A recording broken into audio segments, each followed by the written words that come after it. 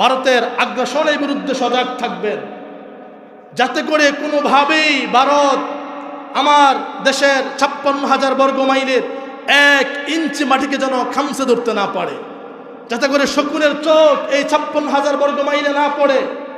এটা আমার পরিবার, এটা আমার সমাজ, এটা আমার রাষ্ট্র, এটা আমার ইমান, দেশপ্রেম ইমানের অংশ। অতএব যারা দেশকে ভালোবাসে, যারা রাষ্ট্রকে ভালোবাসে, যারা ইসলামকে ভালোবাসে, তারা কশ্চিন কালেও এই দেশে ভারত দেশে নাক গলাবে এটা বরদাস্ত করতে পারে না।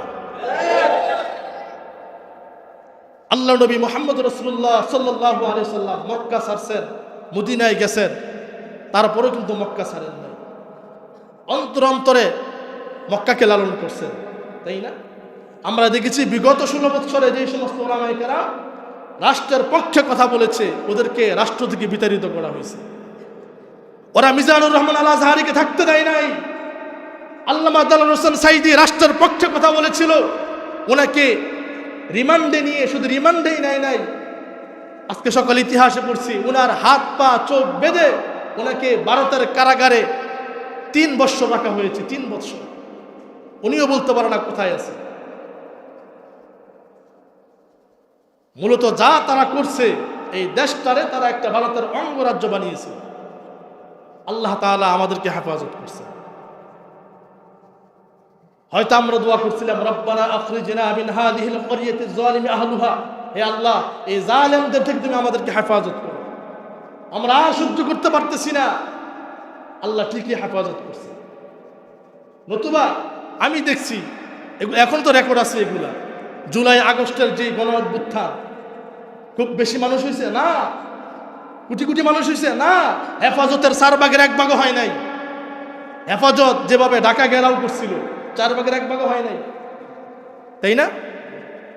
তারপর সরকার পতন হয়ে গেল। আপনি কি মনে করছেন?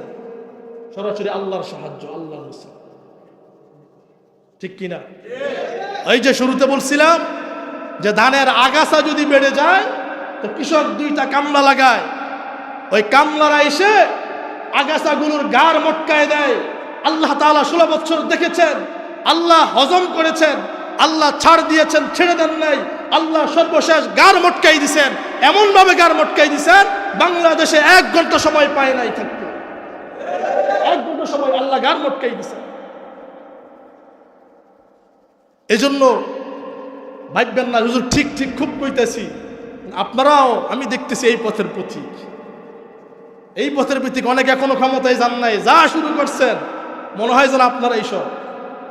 আল্লাহ ক্ষমতা দিতেও সময় নেন না, ক্ষমতা আল্লাহ থেকে সাইজ করতেও আল্লাহ সময় নেন। আমাদের শিক্ষা নেওয়া উচিত। কি নেওয়া উচিত ভাই?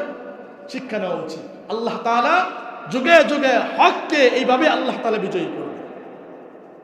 বন্ধুরা আমার, ফেরাউন যখন বাতিলের রূপ নিয়ে এসেছিল, মূসা কালিমুল্লাহ হকের ঝান্ডা নিয়ে আসছে। নমরুদ যখন বাতিলের সুরতে আসছে, ইব্রাহিম খলিলুল্লাহ হকের ঝান্ডা নিয়ে আসছে।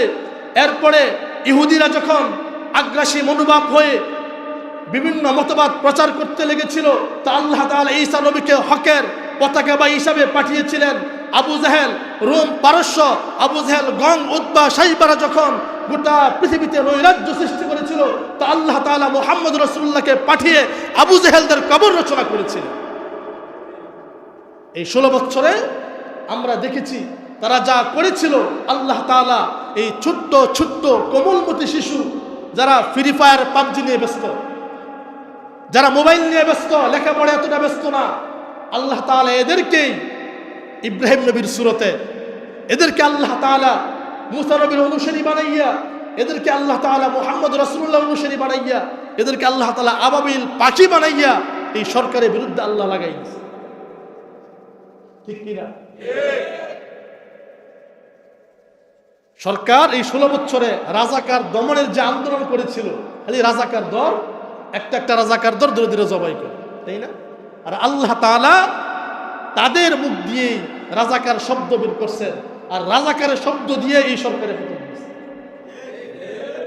এজন্য কুলিল্লাহুম্মা মালিকাল মুলকি তুতিল মুলকা মান তাশা ওয়া তানজিউল মুলকা মিম্মান তাশা ওয়া তুইজ্জু মান তাশা ওয়া তুযিল্লু মান তাশা বিয়াদিকাল খায়র ইন্নাকা আলা কুল্লি শাইইন কাদির।